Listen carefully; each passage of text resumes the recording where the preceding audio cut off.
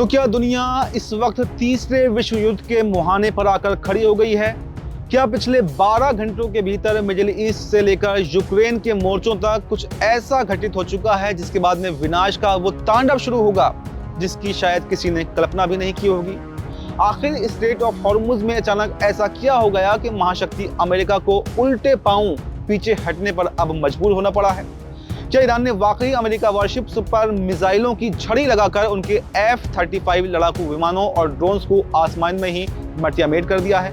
और दूसरी तरफ रूस के राष्ट्रपति व्लादिमीर पुतिन ने अचानक यूक्रेन की राजधानी कीव को खाली करने का अल्टीमेटम आखिर क्यों जारी कर दिया है? अंतर्राष्ट्रीय भू राजनीति पूरी तरह से दहल चुकी है। ईरान के तेहरान से लेकर हॉर्मुज के समुद्र तक जंगी हालात बेहद खौफनाक हो चुके हैं। आज की इस रिपोर्ट में हम आपको हॉर्मुज में मचे हाहाकार, अरब देशों में मौजूद अमेरिकी मिलिट्री बेसों पर मंडराते हुए खतरे और पुतिन और खामनाई के उस भयंकर गुस्से की इनसाइड स्टोरी बताएंगे जिसने अमेरिका और इजराइल की रातों की नींद उड़ा कर रख दी है। जी हाँ, सबसे पहले बात करते हैं उस सबसे बड़े जंगी मैदान की जहां पर इस वक्त बारूद बरस रहा है, यानी कि स्ट्रेट ऑफ हॉर्मुज।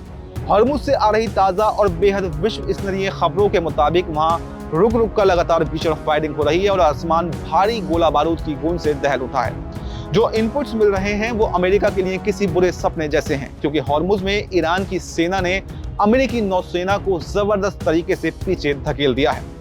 दरअसल कल जिस तरह से ईरान के अलग अलग पोर्ट्स और द्वीपों पर मिसाइलें दागी गई थी और तेहरान के आसपास धमाके सुनाई दिए थे, उसके बाद में ईरान की सेना का गुस्सा 7वें आसमान पर पहुंच गया है। ईरान ने बिना एक पल गंवाए हुए अमेरिका के वॉरशिप्स और जंगी जहाजों के ऊपर अपनी सबसे घातक अबू मेहंदी क्रूज मिसाइलों और एंटी शिप मिसाइलों की छड़ी लगा दी है। इस अप्रत्याशित और भीषण हमले में अमेरिका के कई ड्रोन्स मार गिराए गए हैं और दावा तो यहां तक है कि उनके अत्याधुनिक F-35 फाइटर जेट को भी निशाना बनाया गया है। हालांकि दोनों देश इस बात पर पूरी तरह से खामोश है कि नुकसान कितना बड़ा हुआ है, लेकिन हॉर्मुज का कंट्रोल अब भी पूरी तरह से ईरान के हाथों में है। इस महासंग्राम के बीच में एक ऐसी हैरान कर देने वाली खबर बाहर आ रही है जो पूरे मिडिल ईस्ट को राख के ढेर में तब्दील कर सकती है। सूत्रों के मुताबिक कल ईरान के पोर्ट्स और तेहरान के पास में जो हवाई हमले हुए थे उनमें उन अमेरिकी सैन्य ठिकानों का इस्तेमाल किया गया था जो कुछ अरब देशों में स्थित हैं। बताया जा रहा है कि बहरीन और संयुक्त अरब अमीरात यानी कि UAE में मौजूद अमेरिकी बेसों से इन हमलों को ऑपरेट किया गया था, जिसकी भनक अब ईरान की खुफिया एजेंसियों को लग चुकी है।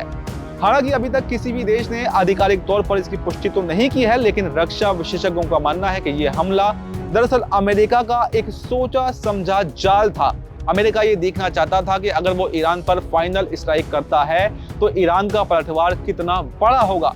यानी कल जो तेहरान और हॉर्मुज में हुआ वो तो सिर्फ एक ट्रेलर था, असली विनाशकारी फिल्म तो अब शुरू होने जा रही है, क्योंकि ईरान अब बहरीन और UAE में बैठे अमेरिकी सैनिकों को निशाना बनाने का पूरा मन बना चुका है। मिडिल ईस्ट सुलग रहा था कि अचानक रूस और यूक्रेन के मोर्चे ने भी एक ऐसी खबर सामने आई है जिसने पूरे पश्चिमी दुनिया को हिला कर रख दिया है।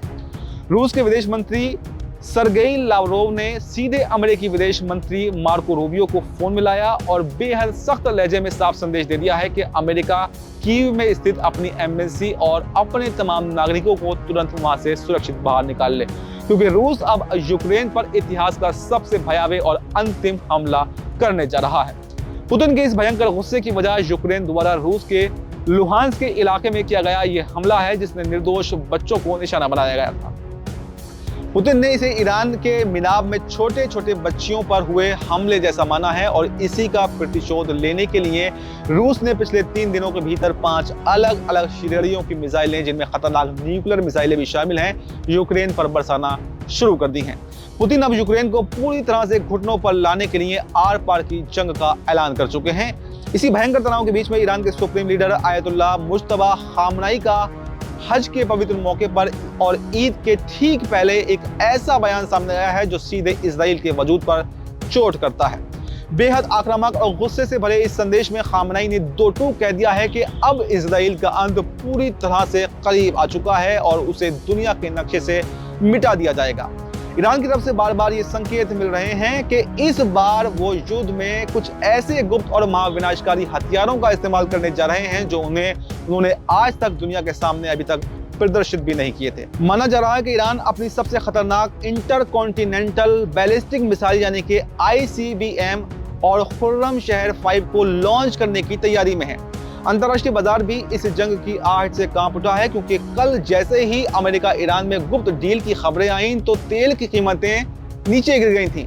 लेकिन इस स्ट्राइक होते ही कच्चे तेल के दाम अब फिर से आसमान छूने लगे हैं, जिससे ये सवाल भी उठ रहा है कि क्या ये सब शेयर बाजार को मैनेज करने का खेल चल रहा है।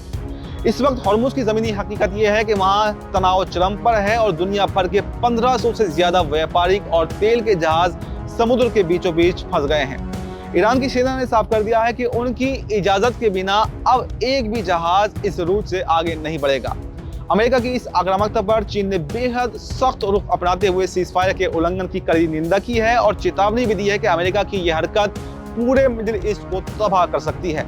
वहीं संयुक्त राष्ट्र यानी कि UN में रूस के राजदूत ने खुलकर ईरान का पक्ष लेते हुए पश्चिमी देशों को आड़े हाथों लिया है। खामनेई की नई नीति अब बिल्कुल साफ हो चुकी है कि उनकी टॉप प्रायोरिटी अब केवल इजराइल को खत्म करना नहीं, बल्कि सऊदी अरब, बहरीन, जॉर्डन और UAE जैसे तमाम अरब देशों में अमेरिकी सेना और उनके मिलिट्री बेसों को भी पूरी तरह से उखाड़ फेंकना है।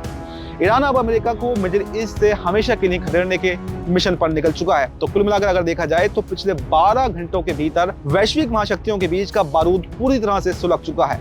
यूक्रेन से लेकर हॉर्मुज तक पुतिन और खामनेई का ये संयुक्त गुस्सा अब अमेरिका और इजराइल पर बहुत भारी पड़ने वाला है।